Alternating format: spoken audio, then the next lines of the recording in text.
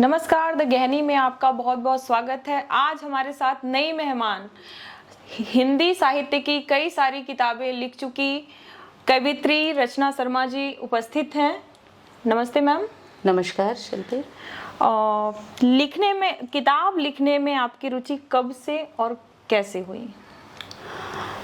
लेखन का जो मन था, या कहते हैं कि जो लिखना शुरू किया मैंने, वो तो इंटरमीडिएट के स्तर से ही जब पढ़ रही थी तब शुरू किया जी। लेकिन कभी मन में इनको प्रकाशित कराने के लिए इस तरह से विचार नहीं आता था। परंतु 2006 में जब मेरी माताजी का देहावसान हुआ तो वो मुझसे जब तक थी तो हमेशा कहती थी, जब मैं ग्रेजुएशन में चली गई, कि तुम अपनी रचनाओं को प्रकाशित कराओ, तुम्हें लेखन के क्षेत्र में काम करना चाहिए। तो उस समय तो मैं नहीं सोचती थी, लेकिन जब उनका देहावसान हो गया तो फिर उनकी वो बातें मेरे दिमाग में, कान में हमेशा गूंजती रहती थी। तो फिर मैंने सोचा कि उनको सच्ची श्रद्धांजलि यही हो सकती है कि मैं इस काम को शुरू करूं, और तब मैंने फिर लेखन का काम शुरू किया। और तब ये मेरी जितनी अभी तक किताबें आई हैं उसके बाद ही वो सारी किताबें आ पाई। जी, आप पेशे से एक शिक्षक भी हैं। शिक्षा के क्षेत्र में किस प्रकार की आवश्यकता है सुधार की? शिक्षा के क्षेत्र में बेसिकली कि हम लोग जिस ओर जा रहे हैं वहाँ पर केवल हम डिग्री कलेक्ट करने का काम और डिग्री देने का काम, बस ये दो काम हम विशेष रूप से कर रहे हैं। जबकि होना ये चाहिए कि उसके साथ साथ ज्ञान की कैसे अभिवृद्धि वृद्धि हो, और जो नैतिक दायित्व हैं समाज के प्रति, देश के प्रति, राष्ट्र के प्रति, उसके प्रति हम एक जागरूक नागरिक बना सकें, कुछ नैतिक मूल्यों की शिक्षा हम दे सकें, जिससे कि समाज में जो ये भ्रष्टाचार फैल रहा है, अत्याचार फैल रहा है, स्त्रियों के साथ जो घटनाएं घट रही हैं, इन सब पर लगाम केवल डिग्री हासिल करने से नहीं होगी, बल्कि जब हम उन लोगों को ऐसी शिक्षा दे पाएंगे, स्त्री को भी और पुरुष को भी, लड़के को भी और लड़कियों को भी, जब ये सिखा पाएंगे कि शिक्षा का सच्चा अर्थ क्या है। शिक्षा का सच्चा अर्थ है समानता, इक्वालिटी, और वो इक्वालिटी की बात कि सबके लिए सारी चीजें समान रूप से इस धरातल पर उपलब्ध हैं, और स्त्री हो या पुरुष उसको समान रूप से उसका उपभोग करने की ईश्वर की तरफ से इजाजत है, तभी हम जा करके शिक्षा को सही रूप में ला सकेंगे। तो मुझे लगता है शिक्षा में ये एक नैतिक मूल्यों के विकास को शामिल करना चाहिए। पहले जब हम लोग पढ़ते थे तो हमारे पूर्वज करके एक किताब हुआ करती थी जो 6, 7, 8 तीनों कक्षाओं में चलती थी। उसमें बहुत सी ऐसी कहानियां होती थी जो हमें मॉरल नैतिक शिक्षा देती थी।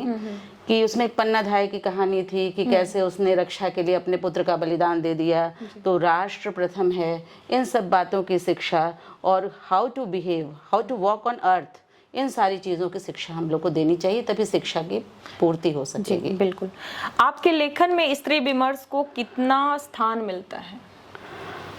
स्त्री विमर्श तो बहुत तेजी से झलकता है, और मुझे लगता है कि मेरा एक काव्य संग्रह जो आया है, नदी अब मौन है, उसमें नदी जो है वह शब्द स्त्री वाचक ही है जी।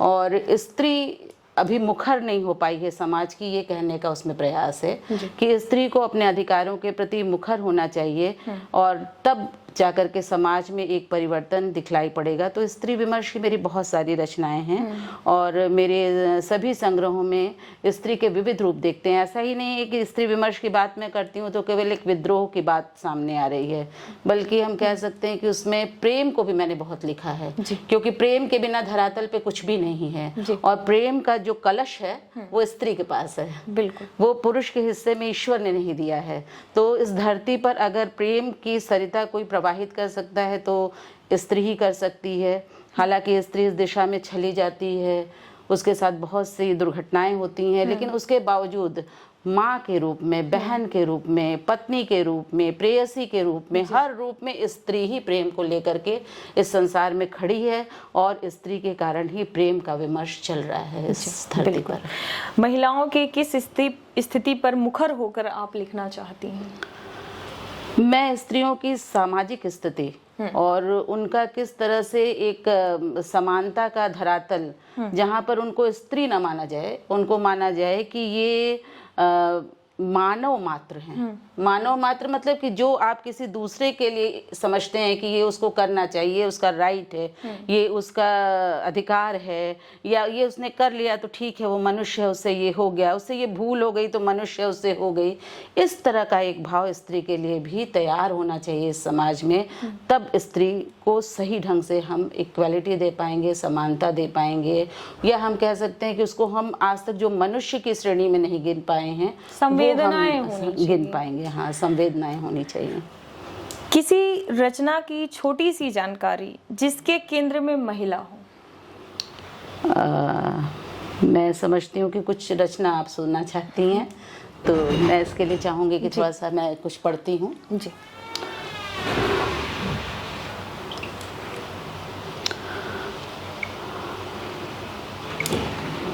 एक बहुत छोटी सी रचना पहले दे रही हूँ। जी 2 छोटी छोटी रचनाएं हैं।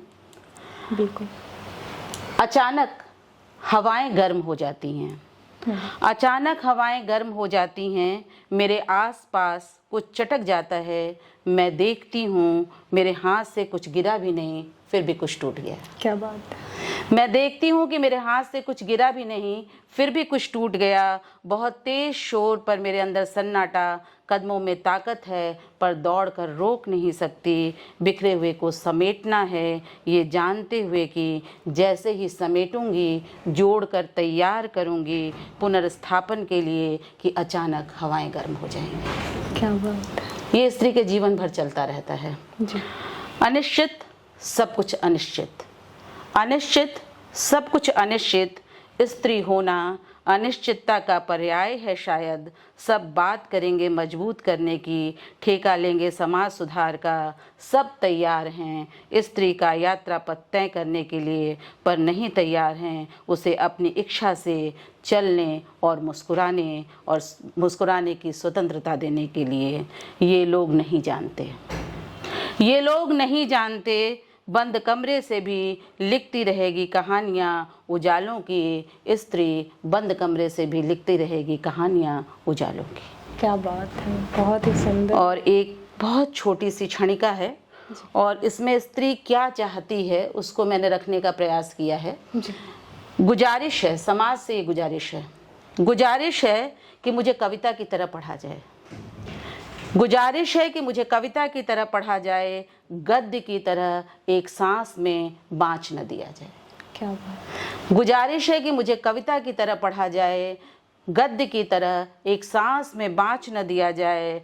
बिना क्वामा फुल स्टॉप के भी कब कहाँ रुकना है, कहाँ दोहराया जाना है और कहाँ पढ़कर खामोश हो जाना है। क्या बात है। और कहाँ पढ़कर खामोश हो जाना है, कहाँ आकाश छोड़ना है मेरे विस्तार के लिए, कहाँ समेटना है जल्दी जल्दी कि मैं अर्थ दे सकूं, कहाँ समेटना है जल्दी जल्दी कि मैं अर्थ दे सकूं, और सार्थक हो मेरा स्त्री होना, और सार्थक हो मेरा स्त्री होना।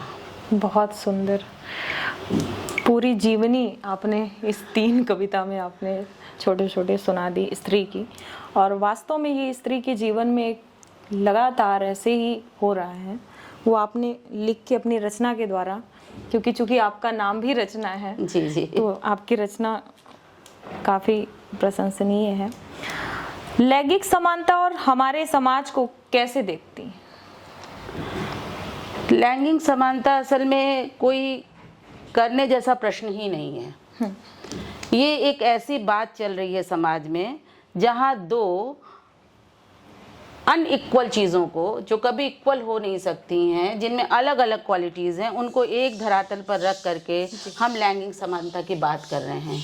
इसके परिणाम ये हो रहा है कि बहुत सारी विसंगतियां उपज रही हैं, और स्त्री के मन में पुरुष के प्रति और पुरुष के मन में स्त्री के प्रति एक विद्रोह की भावना, एक विरोध की भावना का जन्म हो रहा है, क्योंकि हम 2 असमान चीज़ों की तुलना करने का काम कर रहे हैं।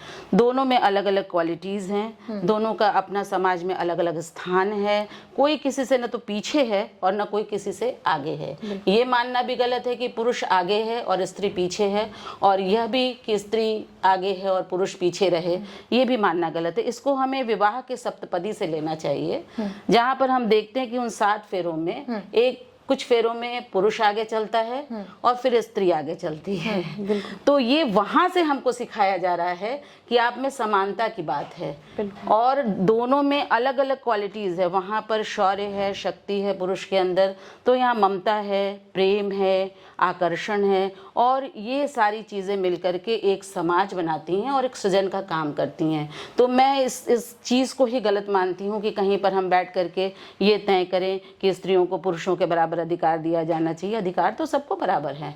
अधिकार कितने हैं? अधिकार हंसने का अधिकार है, दोनों को बराबर है। पढ़ने का अधिकार है, दोनों को बराबर है। बाहर निकल के कहीं आने जाने का अधिकार है, दोनों को बराबर है। तो यहाँ कहीं इस तरह की तुलना की बात ही नहीं है। और दोनों में जो विशिष्ट गुण दिए हैं भगवान ने, वो इस सृष्टि के सृजन के लिए दिए हैं और उसको हमें सौहार्दपूर्वक मिल करके करना चाहिए, ऐसा मैं समझती हूँ। इसलिए लैंगिक समानता जैसी बात को समाज से खत्म करना चाहिए। हमें लैंगिक संवेदनशीलता की कितनी जरूरत है? लैंगिक संवेदनशीलता में ये ध्यान रखना चाहिए कि स्त्री जो है ईश्वर का कोमल भाग है। स्त्री और पुरुष दोनों ईश्वर के ही भाग हैं, लेकिन हर व्यक्ति के मन में, जैसे पुरुष के मन में भी अगर उसकी भुजाएं बलिष्ठ हैं तो उसका हृदय कोमल है। इसी तरह ईश्वर ने भी जो सृष्टि की तो उसमें ये कोमलता का जो पक्ष है वो स्त्री को दिया है। तो समाज को थोड़ा सा इस बात को ध्यान रखना चाहिए कि किसी नाजुक वस्तु को हम जितनी नफासत के साथ उसके साथ व्यवहार करते हैं, उसका इस्तेमाल करते हुए, इस्तेमाल शब्द भी गलत हो सकता है, हम कहते हैं उसके साथ किसी भी तरह का व्यवहार करते समय हमारी जो एक पोलाइटनेस हमारे अंदर होती है, वो स्त्री के साथ हमारी पोलाइटनेस होनी चाहिए, क्योंकि स्त्री ही एक पुरुष की जन्मदात्री भी है। तो हर स्त्री में एक माँ है, हर स्त्री में एक बहन है और हर स्त्री में एक मित्र है। तो इस दृष्टि से जब हम देखेंगे तो हमारे अंदर ये संवेदना जो है वो बिल्कुल जैसी होनी चाहिए समाज में वैसी होकर के आएगी। भारतीय साहित्य में लैंगिक समानता को कितना स्थान मिला है? मुझे जहाँ तक लगता है, मैं संस्कृत की अध्यापक हूँ तो, या कह सकती हूँ विद्यार्थी ही अभी तक हूँ, तो ऋग्वेद के काल से लेकर के अभी तक कहीं किसी शास्त्र में ये विरोध नहीं दिखाया गया है, न सिखाया गया है। जो कुछ भ्रांतियां फैलाई गई हैं वो गलत हैं। तो उस दोनों को मनुष्य के रूप में ही आकलित किया गया है। ये हम जैसे लोगों का है कि जैसे कि एक पुस्तक को व्यक्ति जितने लोग पढ़ते हैं उतनी तरह से उसकी व्याख्या करते हैं, वैसे ही लोगों ने समाज में अपने अपने मस्तिष्क के हिसाब से, अपनी अपनी संवेदना के हिसाब से, अपने अपने जीवन में घटी हुई घटनाओं के हिसाब से उसका एक चित्र अपने मन में बना लिया है और उस हिसाब से वो मान करके इस चीज को चलते हैं, जबकि ये उन सब चीजों से अलग है। महिलाओं की कोई समस्या जिस पर आप काम करना चाहेंगे? मैं मानती हूँ कि महिला सर्वोपरि सशक्त प्रतिमान है इस समाज का, जिसे किसी तरह से शक्तिमान बनाने की कोई आवश्यकता नहीं है और उसको कोई बाहरी आवरण, कोई बाहरी स्त्री या पुरुष, कोई उसको सशक्त नहीं बना सकता है। इस संदर्भ में एक गीत शायद शैलेंद्र का है, अगर मैं गलत नहीं कह रही हूँ स्मृति के आधार पर, तो उस गीत के बोल है, नन्हे मुन्ने बच्चे तेरी मुट्ठी में क्या है, और उसकी अगली पंक्ति कवि देता है, मुट्ठी में है तकदीर हमारी। तो ये मुट्ठी हर स्त्री के पास है और उस मुट्ठी में उसकी तकदीर है। तो उसका निर्माता न तो कोई स्त्री है न कोई पुरुष है। इसलिए मैं किसी स्त्री के लिए किसी समाज के निर्माण की या किसी धारणा के निर्माण की या किसी कुछ भी एक पथ के निर्माण की बात नहीं करती हूँ। हर स्त्री का, हर मनुष्य का, हर व्यक्ति का, हर बच्चे का जीवन अलग अलग होता है और उसको अपने हिसाब से अपना यात्रा पथ तय करना पड़ता है और तय करना चाहिए, क्योंकि जब भी कोई आदमी आपकी समस्या के बाहर से आपकी समस्या को देखेगा और उसमें आपको सजेशन देने की कोशिश करेगा और आप उसके हिसाब से चलने का प्रयास करेंगी तो आप निश्चित रूप से गलत पथ पे जाएंगे। आपको खुद अपने को तय करना पड़ेगा और खुद अपने, तो मैं कभी नहीं चाहती हूँ कि मैं स्त्रियों के लिए कुछ ऐसे समाज का या किसी विचारधारा का निर्माण करने का कार्य करूँ। मैं अपने कर्मों से उनके लिए अगर एक प्रेरणा बन सकूँ तो इतना ही मैं ईश्वर से प्रार्थना करती हूँ और इतना ही सार्थक समझती हूँ।